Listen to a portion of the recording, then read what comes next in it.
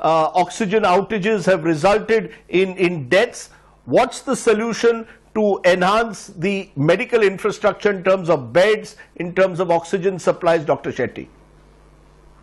Rajdeep, first of all, everyone criticizes the government. It's very easy to criticize. I'll tell you, the number of COVID patients what we have currently, no government in the world can manage.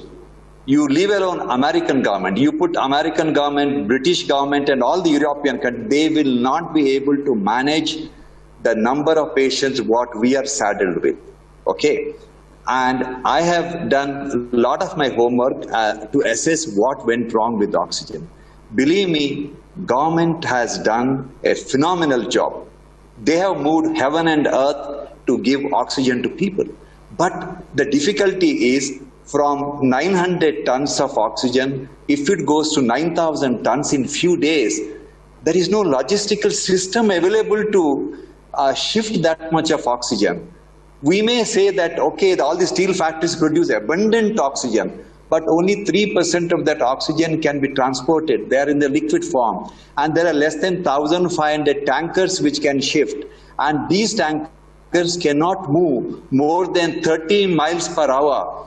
And most of the oxygen producing steel plants are in the Western India and Eastern India. And most of the COVID patients are in Northern India.